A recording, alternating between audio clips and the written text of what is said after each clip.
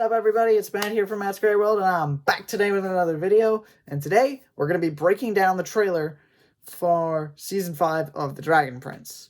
Now, for all of you guys that watched my reaction yesterday, you saw how excited I was. And to tell you the absolute truth, I'm really excited to dive into this because there's so much that's happening. There are so many layers, so many things to talk about, and we'll get to all of it here today in this video. So yeah, let's get right into it. But before we do, I do want to say another video that I'm planning on doing is doing a Dragon Prince theory video.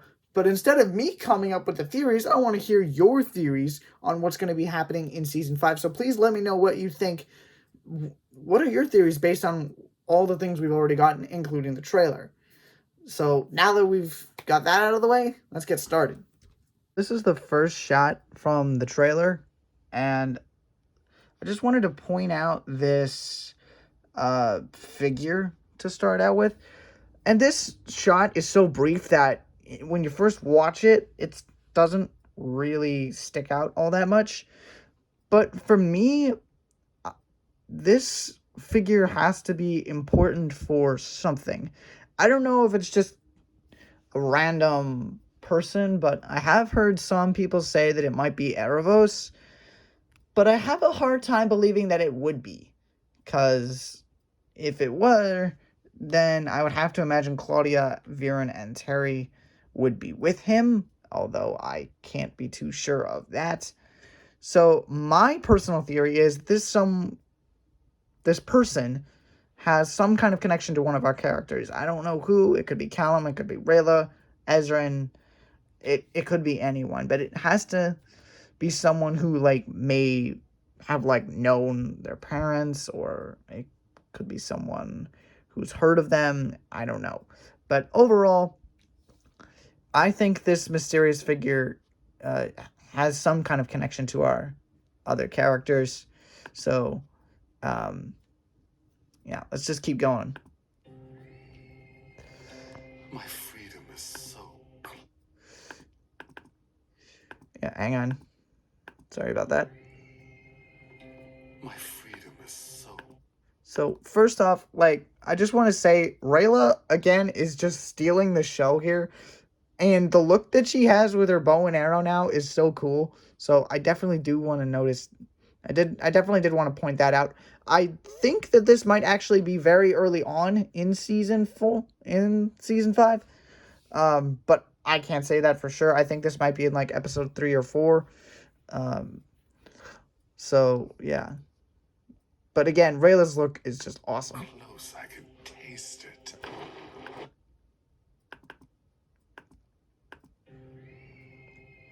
Sorry for all the rewinding. That's going to happen a lot. Close, I can taste... And this is something that someone pointed out in the comments of my reaction. This is the first time we've actually seen Erebos without him being in his astral form. This is the first time we've seen it the other way around. And some other people mentioned that it looks like they're underwater. So and I've seen that in not just the comments, but I've seen that in a lot of other videos of people talking about where Erebos' prison might actually be. And I'm starting to think that it might actually be underwater, given that a tidebound elf is the one who actually imprisoned him. So my guess is that it may actually be underwater. Where, I don't know. I know someone mentioned, like, the Sea of the Cast Out or something is where it might be. But I honestly, this is just cool to see Erebos in, like, a new way, where we're actually seeing him in his prison, not in his astral form. And it's kind of the other way around with him and Viren. So it's very, very interesting.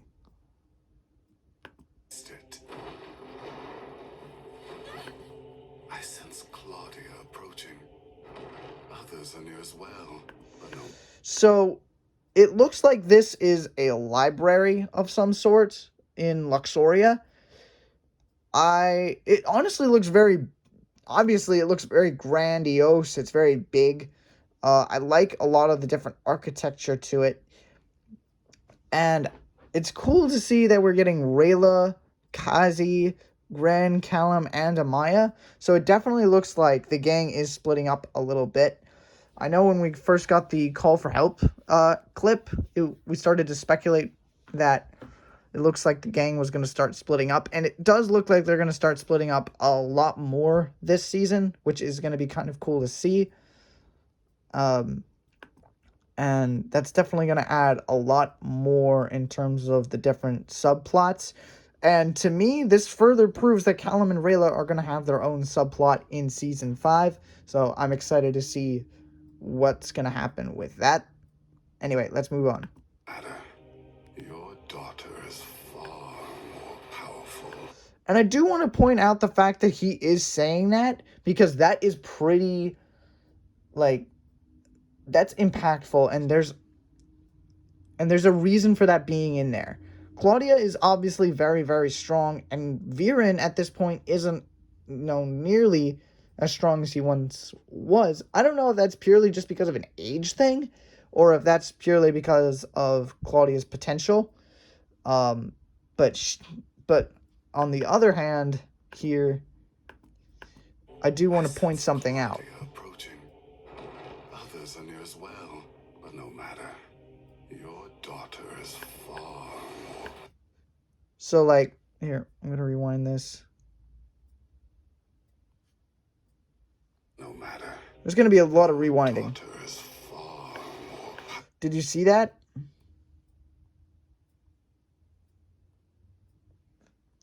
It appears that we're going to start getting introduced to ocean dragons as well, which I think is actually kind of cool. We're really going to start building on the lore a lot more in this season, and we're going to get introduced to a lot of different groups. Obviously, we're going to get introduced to Tidebound Elves this season. We're going to get introduced to the ocean dragons as well, it seems. So, I mean, with all the different water themes in a lot of the promotional material thus far, I mean, we pretty much all knew that coming in, so it's not a surprise, but the animation and, like, the design of this particular dragon looks amazing, and I'm excited to see what the rest of the ocean dragons look like in this season. More powerful. Dragons of Zadia. And that's another thing, too.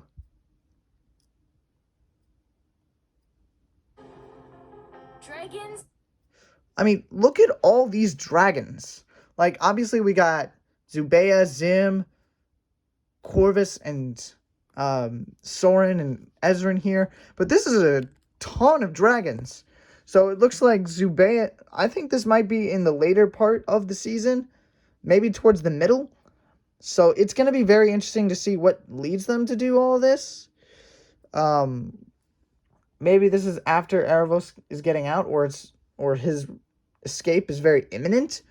But I'm very curious to see what this is gonna be all about. So I don't really have any theories about this, because, like, it's so brief and there's not a lot of detail and a lot of context. But man, is this just cool to see this many dragons in one shot. There has to be at least 50 in the frame, not counting Zubeia and Zim. Like, it's awesome. Of Zadia. Two dark mages are trying to unleash an ancient emissary. Okay, this shot I think is interesting. I wonder if this is just Claudia's perspective on what's going on based on what the dark magic is doing with her mind and stuff like that. Or is she just unlocking a new reality or something like that? I don't know. My guess is the first thing I mentioned, which is just her perspective. So, y'all let me know in the comments what you think about all this. But this is a really freaking cool shot, and I can't wait to see this sequence when we react to the episodes on the channel.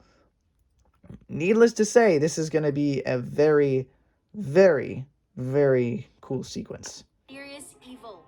Aravos, a Star-Touch elf who was responsible for more pain, death, and suffering than anyone else in history.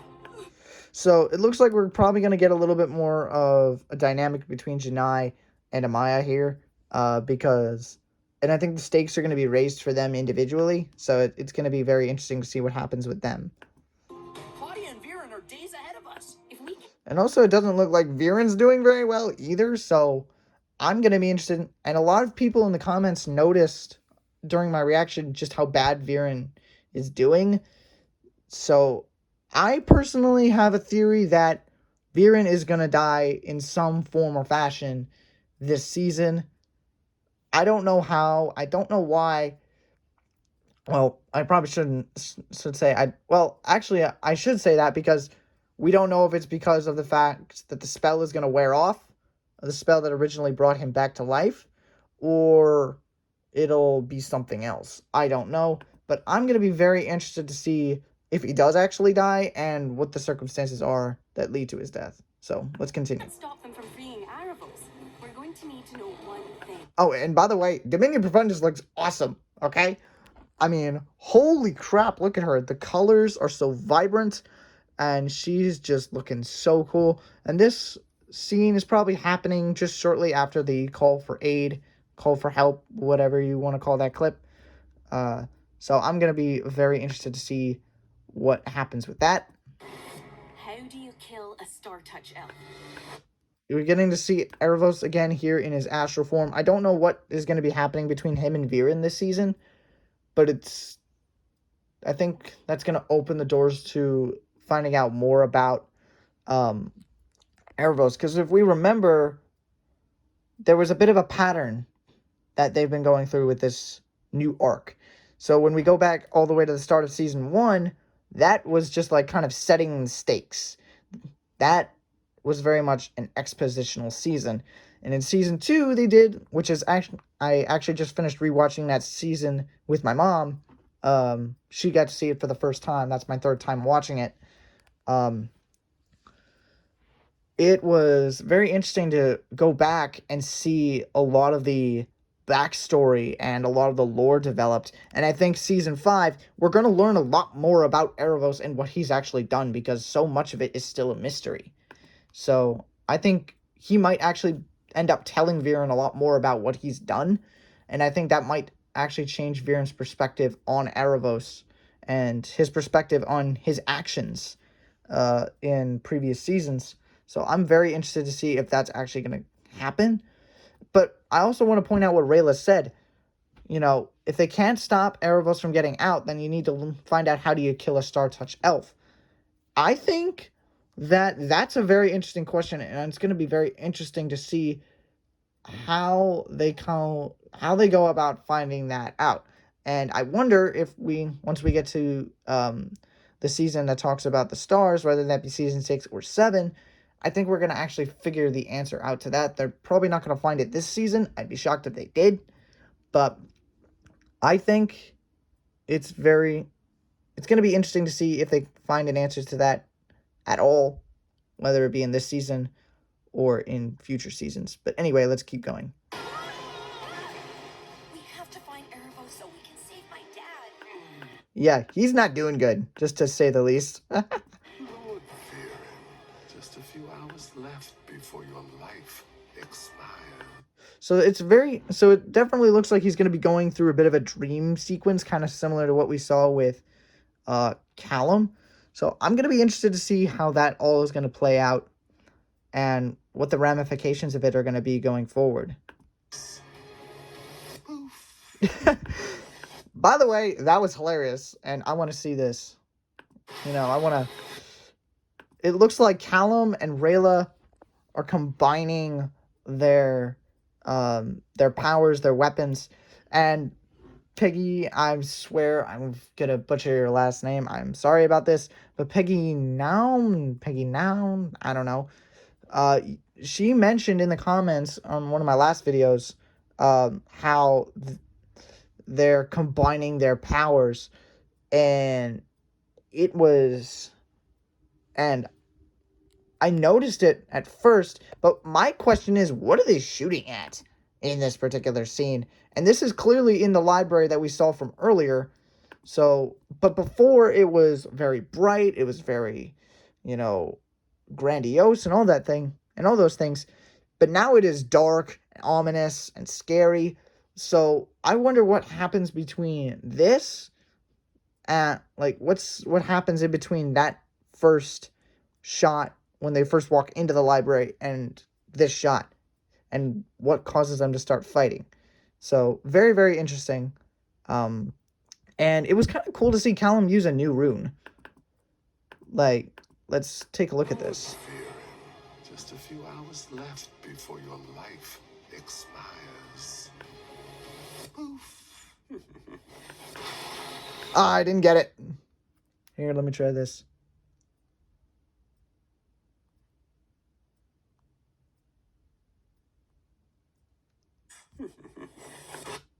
Oh, just barely. But you get the point. It's a new rune, it's a new spell, and I'm going to be interested to see if we see any new magic coming from, any more new magic coming from Callum this season. My parents aren't dead. It hurts. So this is another thing that I'm very happy about, because it looks like they're really going to be bringing this up. But my thing is, they're only showing Teodrin and Lane in this situation. And if we go back a frame or two, we find Parents aren't dead. Callum's got both his hands here. So I'm guessing in one of those hands, he's got Runan. And it again appears that this is in the Sunfire Elf Library. So we're probably going to spend a good chunk of a few episodes here. So I'm guessing this is probably going to be towards the middle of the season. So yeah, it's going to be very interesting to see how that plays out as well. Just them in general, if they're going to have their own subplot, that's going to leave room for a ton of character development. And this is going to be part of it. So I'm very happy about all of that. It hurts me to know they're trapped like this. And again, Can you help? in that frame, Trapped like this. Callum is holding Rayla's hand. Now, this makes me so happy as a fan of their relationship. But I'm going to be composed here and talk about this logically. I'm curious as to why he's doing this. My guess is he's about to go off and, fight whatever they're fighting alone to try and hold them off, so that way Rayla and the others can escape or something like that. So, and I'll bring that back up later with a different Can shot. you help us find a Kiyu? Who should I tell her you are? A ragtag squad of bold adventurers. Some rat. So this is apparently what a tidebound elf looks like. It's a really interesting take on an elf. So yeah, in this next shot, I just Weirdos. Bait just being his grumpy self. The ocean's blue. And I want to go back here for a second. Do not.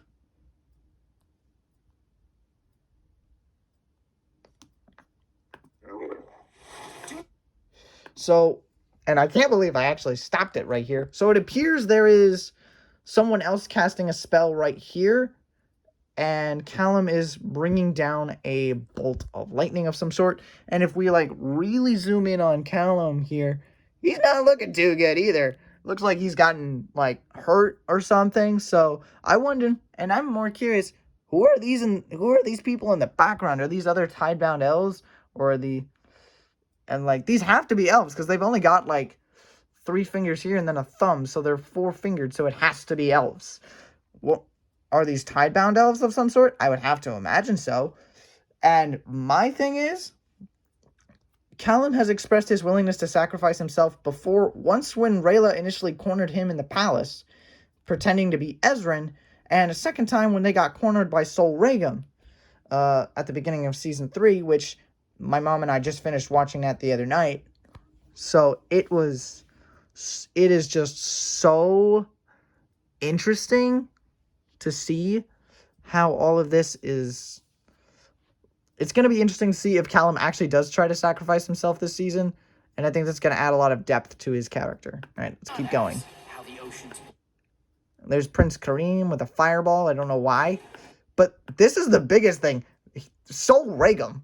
Now, I noticed that someone in the comments mentioned that Kareem was going to be trying to heal Sol Regum. I don't know if that's actually what he's doing, but if it is, for the sake of this video, let's say that it is the case. I think Sol Regum, You know, he's not going to be on the side of Erebos for sure. We know that. He's not going to be on Erebos' side. But he's not on the human side either. So he's like somewhere in the middle. He wants to protect Zadia, but he doesn't want the humans to be involved. And neither does Kareem. So they have very similar goals here. So I'm going to be interested to see what happens and what role Sol Riggum is going to have to play. Or why the tides their time do keep. To love is simply to know this. And by the way, what the heck is this? Okay? And why is Rayla about to shoot this thing point blank? And as we noticed, we saw the Blood Moon Huntress before. So I'm guessing this has something to do with that. And we did get a shot of each of the 3 different couples. Rayla, obviously, we saw Terry and Claudia. And we saw Janai and Maya.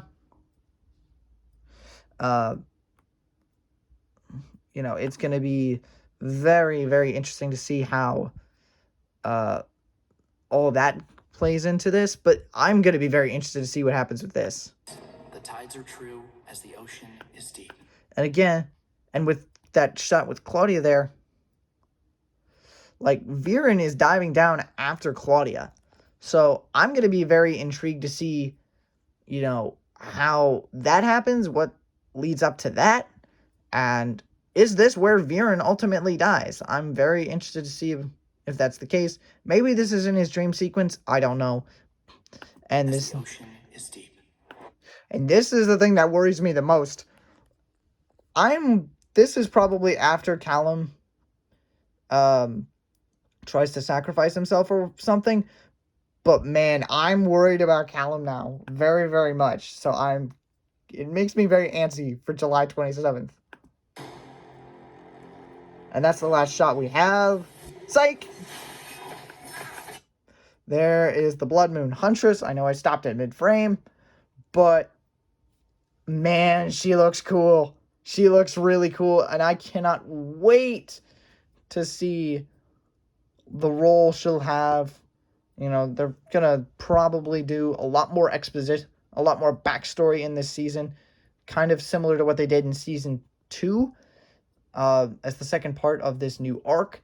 So I'm very, very excited to see if that ends up being the case, where they go into a lot more of the background. But it doesn't seem like they're going to be doing that at all. At least not to me. So, yeah. It's going to be very interested. I'm very interested to see what all of this means. I'm very excited for July 27th. So, yeah. All in all, it's a pretty amazing trailer with a lot to talk about.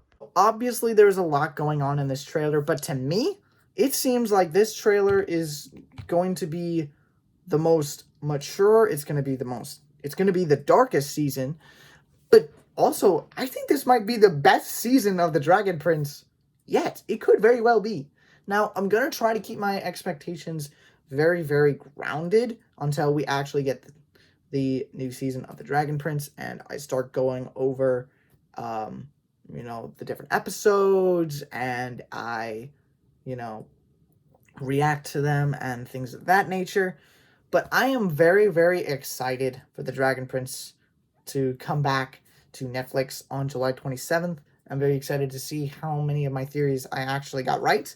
And like I said, once we've reacted to the season and I've given it my review, I'm going to go back through all of my theories videos and I'm going to see which ones I got right. That's going to be a multi-part series, so if you want that, please let me know in the comments. And like I said at the beginning, I'm going to do a video where I look at your comments, where you tell me your theories on what could happen in Season 5 based on everything that we've already gotten. Now, I know that, you know, there are still so many unknowns with this season that, you know, we don't have a lot to draw on, but at the same time, the less we have to draw on, the more we can speculate. If we had a lot of details, well, we couldn't really talk about a lot. So, I'm going to leave that in your hands. That video is going to come out, you know, hopefully next week. But, again, I'm just going to leave that in your hands, and I'm going to shut up because I've been doing a lot of talking today. My voice is getting a little sore. So, yeah. Thank you all so much for watching, Thank you all so much for commenting and liking the videos. You know, we're on the push to 80 subscribers. You know, I think we're like 3 away. So please do hit that subscribe button, hit the like button, comment, all those things. And as always, stay safe, stay warm, stay happy. It's never goodbye. It's just till next time. All right, guys, I will see you on Friday.